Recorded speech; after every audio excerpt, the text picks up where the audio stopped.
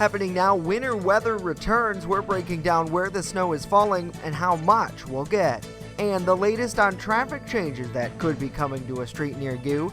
Plus, the Jamestown community remembers a young life gone too soon in the funeral for Alexis Hugen. Live and on demand, this is WNY News Now. Winter weather could cause issues for those on roads in Chautauqua County today. Thank you for joining us for WNY News Now. I'm Justin Gould. Forecasters expect up to 10 inches of lake effect snow could fall in the most persistent bands. Winds also likely to cause a hazard. Chief Forecaster Dakota Hunter joining us live now with the latest as to what we can expect. Dakota?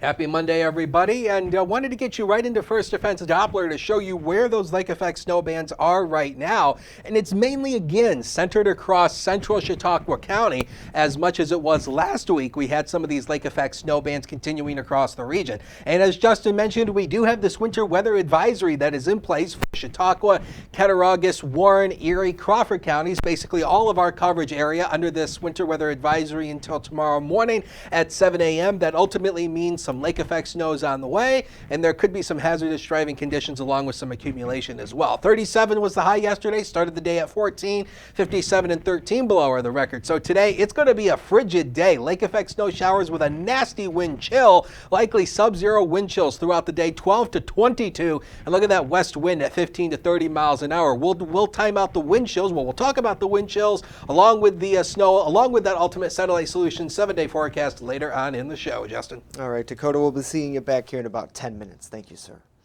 Well, funeral services for a Jamestown High School sophomore hit and killed in a hit-and-run crash took place over the weekend. Our Bronson Rasmussen is looking back as the community mourns her loss.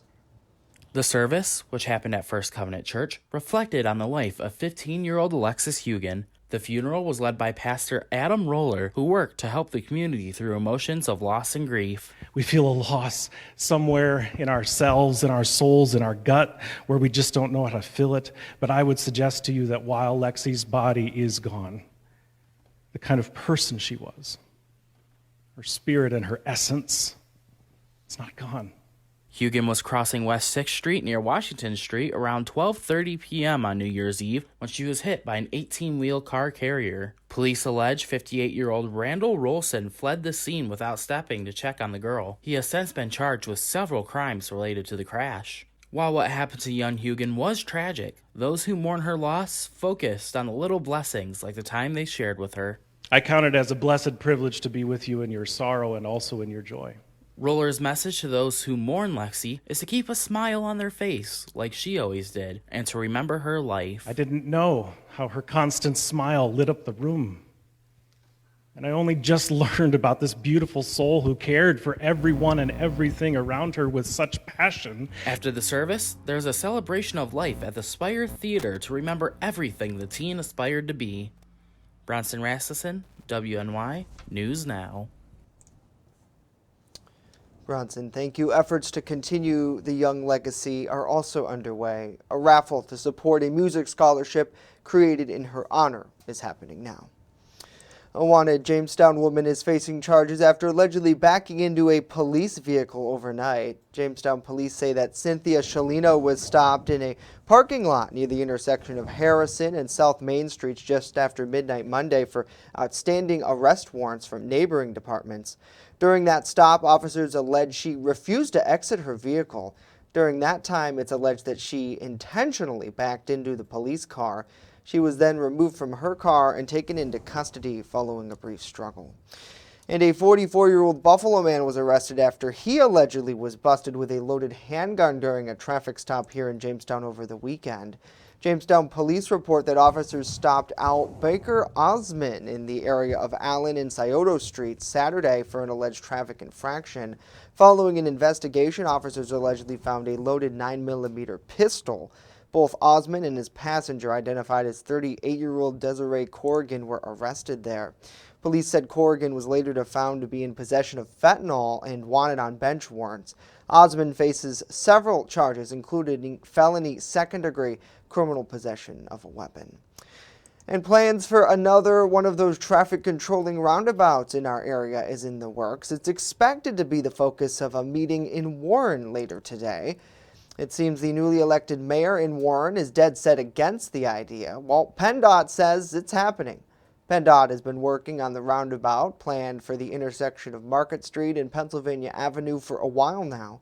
They say they've spent about $1 million so far just on the planning alone.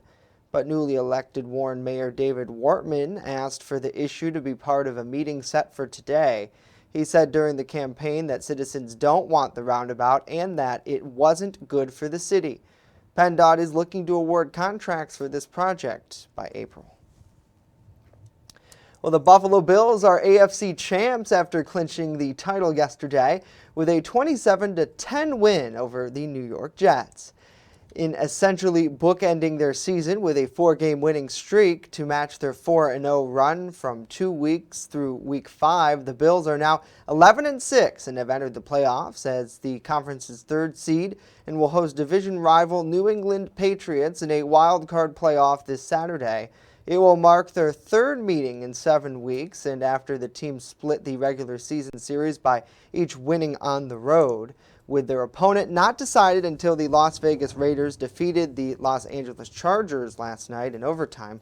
Quarterback Josh Allen was already looking forward no matter which team Buffalo faced. The Bills will host the Patriots for the only 2nd time in the postseason this Saturday at 8:15.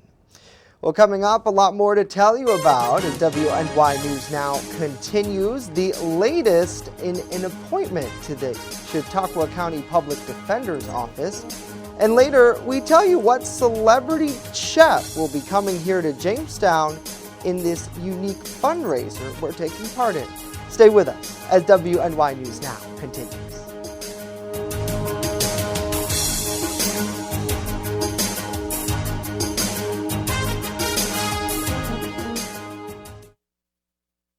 With coverage that matters. This is WNY News Now.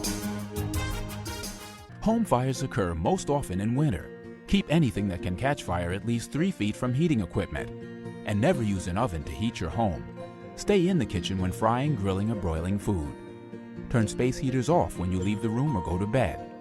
Make sure all vents are clear of snow and ice to allow carbon monoxide to vent outside. Have your furnace, heating system, and chimneys serviced each year by a qualified professional. Learn more at www.usfa.fema.gov. Brought to you by the Chautauqua Safety Village and the Jamestown Fire Department. Welcome to Honest John's Pizzeria, where you are the most important customer. Everything from freshly made subs to the best of pizza and wings, Honest John's has it all. And don't forget the ice cream! Order online today or check out our 2 great locations with buffets ready for every appetite. Don't I have the best job in the world?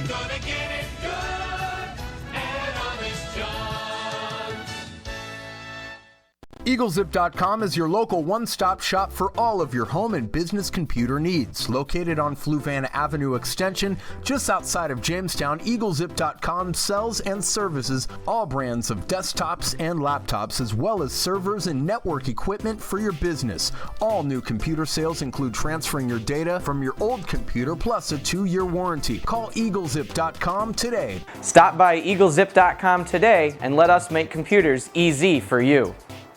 You're watching WNY News Now, where coverage comes first.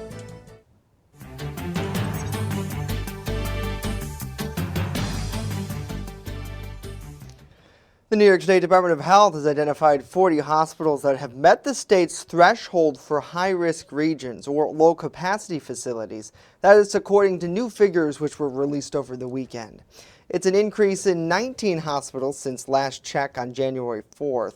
The hospitals now must stop non-essential and non-urgent elective procedures for a minimum of 2 weeks. Here locally, Brooks TLC Hospital System and Olean General are among the hospitals in our region which are stopping non-essential services. Department of Health officials have assessed hospital capacity across the state every week since December 13th.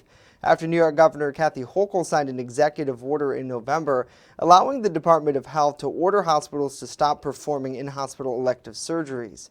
if the state identifies the facilities to be in high-risk areas or have a strained and limited capacity bed system. Well, Chautauqua County Public Defender Ned Barone will continue his role for at least another 2-year term. His term was appointed by the county legislature during its meeting last week. Prior to the meeting, Barone spoke with our Matt Hummel. The Jamestown native explains that his tenure as public defender continues to be a unique part of his life. It's a humbling experience. This is my 6th term, I believe, that I've been appointed. And each time that it happens, of course, I don't take it for granted. And I always look to improve on what I've provided in my position the last couple of years and what I can do better, what I can change. It's an ongoing process. He was originally tabbed as public defender back in 2012. A popular Washington, D.C. tourist site is getting a big makeover. The National Mall, tells our Washington, D.C. correspondent Rachel Knapp. While the Thomas Jefferson Memorial is accessible, they're trying to make it more accessible to all. It's certainly a popular spot on the National Mall. It's one of Washington, D.C.'s most recognizable spots. The large circular open-air dome structure surrounded by marble columns makes the Thomas Jefferson Memorial stand out. It is visited by millions of people every year. It's certainly a safe state. It's dedicated to one of our founding fathers, Thomas Jefferson, who authored the Declaration of Independence. Inside the dome, you'll find a statue depicting Jefferson.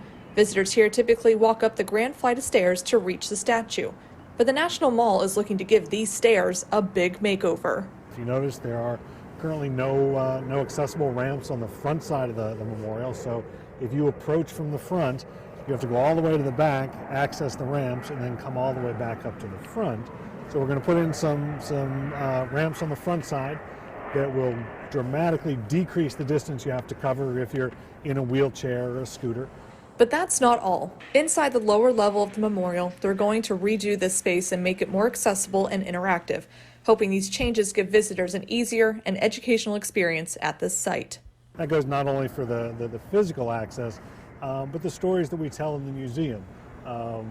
Thomas Jefferson is certainly a complex individual. One of the things we're going to do is examine the paradox of how the man who wrote "All men are created equal" enslaved over 600 people in the course of his life. So be taking a fresh look at Thomas Jefferson and sort of examining that crucial time period of American history. In Washington, D.C., Rachel Knapp reporting. Rachel, thank you. Construction should wrap up there in November of next year. The memorial will stay open during that time. Well, the annual Pennsylvania Farm Show kicked off over the weekend in Harrisburg. The show was canceled last year because of COVID-19, but it's back in full force now. Rodeos, wine and beer competitions, along with horse and cattle competitions, and so much more will be taking place through January 15th. Officials say $21 billion have been spent in the last 2 years to enhance things like ventilation systems for COVID. They say the improvements are necessary to keep that annual farm show tradition running strong. So it's an important tradition. It's also a great way to sort of talk about agriculture and celebrate it with all of our consumers and the public. Now, the theme of this year's show is Harvesting More. Officials say the theme represents the resiliency of the agricultural community throughout the pandemic. Well, coming up, the latest on a fatal fire in New York that killed 19 and injured over 60. And later, we're remembering comedian Bob Saget. But first, when we get back, a full look at our weather forecast. So stay with us as WNY News Now continues. You're watching WNY News Now, your source for breaking news.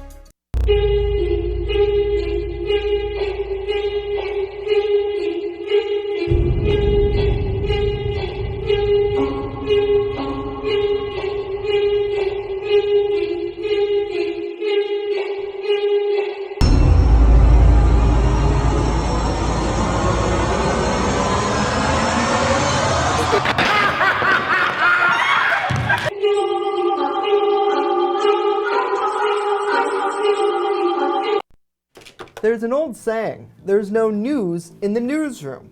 Well, it's true. The time I spend at the anchor desk is just part of my day. Most of our time is spent gathering stories in the community, stories that matter to you. We can't do it alone, and we need your help. When you see breaking news or have a news tip we should know about, drop us a line on Facebook today, email our news desk, or call our newsroom at 488-7226 so we can bring those stories straight back to you. I'm a survivor. I'm a survivor. I'm a survivor. Testicular cancer is the leading form of cancer in men aged 15 to 35. 1 in 250 men will be diagnosed with testicular cancer. But 98% will survive. As a survivor, I believe early detection is the key. Learn how to do a testicular self-exam and other important facts about testicular cancer at oneball4tc.com. With coverage that matters, this is WNY News Now.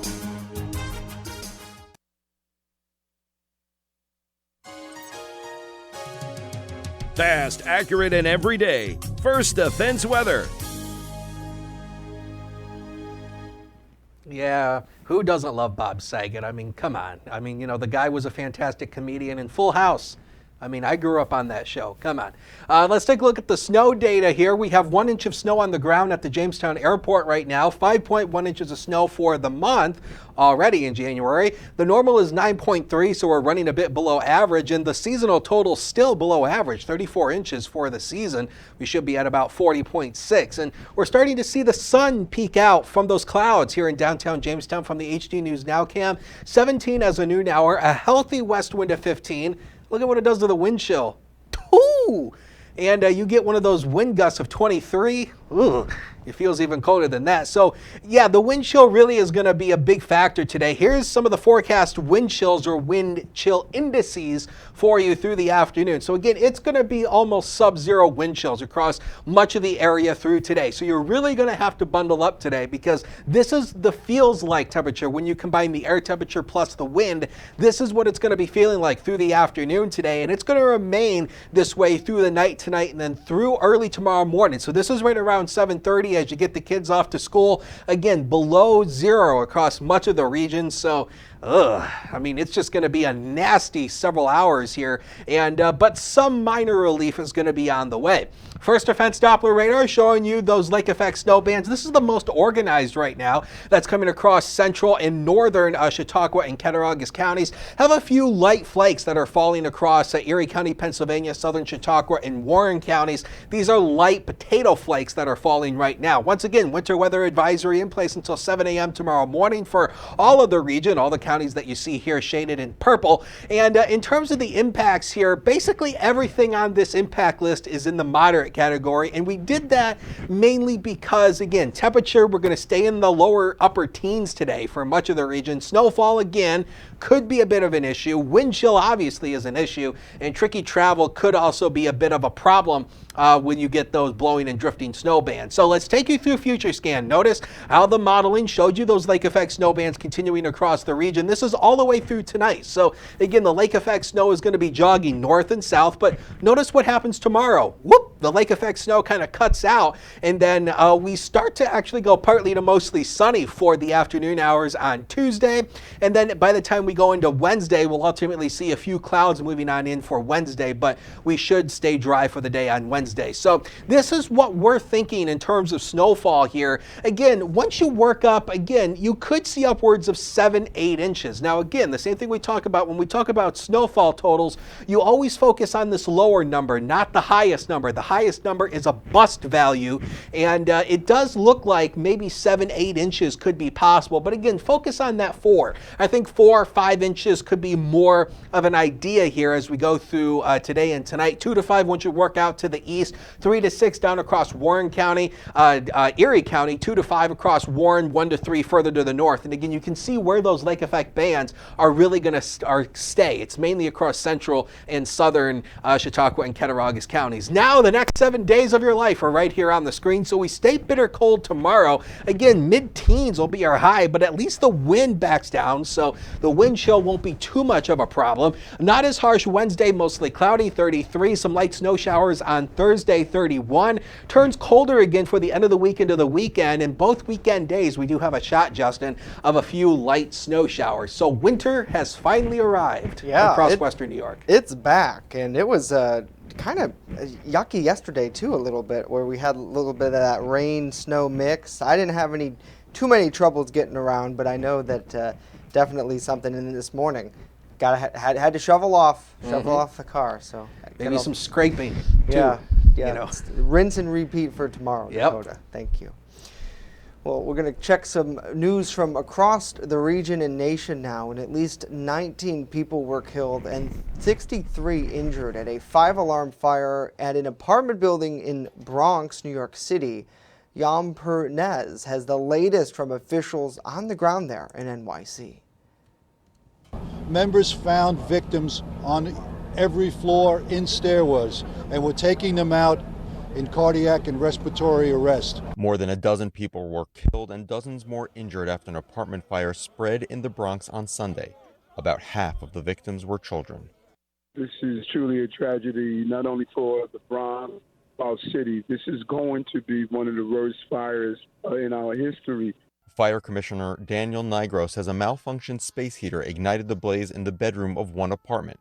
That apartment door and at least one stairwell door were left open as residents fled, allowing smoke to spread throughout the building. Doors are probably the single best protective measure to contain a fire and contain smoke. According to Nigro, most of the injuries came from smoke inhalation, with many not able to escape because of the volume of smoke in the building. That smoke really hit me. By the time I got to the exit and I had the mask on, I couldn't even see. I thought I went blind. 200 members of the New York City Fire Department helped battle the blaze at the 19-story building. Many of the residents of the building were immigrants from the small West Coast African nation of Gambia. Officials said names of those who seek assistance will not be turned over to immigration officials if requested. This is about New Yorkers that are in need, that need services, and we're able to provide those services, while everyone deals with their grief. Reporting from the Bronx, I'm Jan Pomerantz. Jan, thank you. Officials say that heavy smoke made it difficult for many to escape and fire crews to battle that blaze. Well, Bob Saget, the actor and community known to millions as America's Dad, has died at the age of 65. Orange County Sheriff's deputies, along with Saget's body, found his body in the Ritz-Carlton hotel room in Orlando yesterday. Saget had been in Florida for a stand-up comedy tour. His last show took place at the Point Veranda Concert Hall in Jacksonville Saturday. Deputies say there was no sign of foul play or drug use, but the medical examiner will make a final determination. In addition to playing Danny Tanner on the hit TV series Full House, he also hosted America's Funniest Home Videos. That means he appeared on the top 10 shows at the same time, a feat not likely to be repeated by anyone else. Certainly will be missed. Next, the deets on a unique fundraiser that's bringing a celebrity chef here to Jamestown. Stay with us as WNY News Now continues.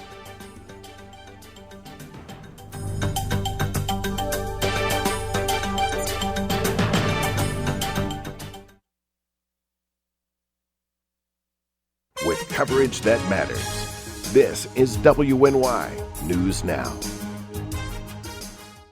I know what you're thinking. I need a job. I need a new career. Well, I've been there. I've been there. I've been there. I wasn't happy with what I was doing. After high school, I didn't have a plan. I just wanted to start working. I got laid off twice, but you gotta keep going. You just need the right skills. Find an apprenticeship. I found a 2-year IT program. I found a medical course online. I'm now a consultant in the tech space. You have more options than you think. You can do this. You will find something. You will find something new.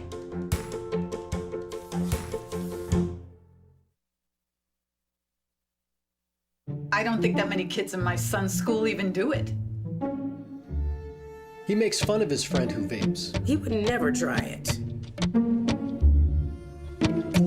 She's into soccer. She's on the honor roll. She's just not the type. No way. No way. No way. No way. My kid would never vape. Get your head out of the cloud. Today, nearly 8,000 kids will start vaping, maybe even yours. Learn about the dangers at talkaboutvaping.org. It's not just what we say, it's what we do. Local first. It isn't just our slogan. It's our mindset every single day. So whether you're watching our daily live streams or staying up to date with reports on our website and mobile app, you'll always see the same attention to detail from reporters who passionately care about our community, who have one goal in mind: to always put the facts first. For me, it's more than just getting the forecast right. What I love the most about my job is that I come into work every day to help break down the weather, letting people know how this is going to impact their day. We take pride that First Defense Weather is the only local weather team in the Southern Tier. We don't just copy and paste our weather from outside sources. Every part of our forecast is handmade right here in-house, something our team really takes pride in. What matters to you matters to us. Every story, every day. WNY News Now, where coverage comes first. You're watching WNY News Now, where coverage comes first. A creative fundraising event for a Jamestown area soup kitchen is bringing a celebrity chef here locally. Our Julia Grass has more on the St. Susan Center fundraiser, So You Think You Can Cook. As Executive Director of St. Susan Center, Sherry Rowland explains, the local chefs will compete in several preliminary events, which knock off on Monday night at the center. A top chef from each night will move on to the main event on January 27th, which will be hosted by celebrity chef Jeffrey Zakarian at the Crystal Ballroom. Each chef during the competition will bring a soup in for a testing by the people that come to the center to watch the competition. And each person will be able to vote on that soup and decide which is the best soup. Chefs will be provided with the center's pantry items to produce their soups, and purchase of a ticket includes samples of soups made by each chef, bread, dessert, and a drink. As Beth Barnes, a member of the center's board of directors, explains, along the way, several notable members of the Jamestown community will also take part, including our very own Justin Gould. June Dietrich, Patty Sentai will also be involved. She's also on our committee, and her restaurant will be preparing the meal for the event on the 27th, the final event. The fundraising event has a big impact, paving the way for the services they provide. It helps us serve over 120,000 meals a year. So it's very important that we start our fundraising early in the year to keep funded for the whole year. Rowland hopes the event will match what they were able to bring in with the holiday haul, around $20,000, which will help to provide meals for around 125 people daily. We serve meals Monday through Friday from 11 to 2:45. And folks can come in and have a cup of soup and a full hot meal. And it's 6 days a week. And on Saturdays we're here from 11 to 1:45. Anyone in the community, there's no questions asked.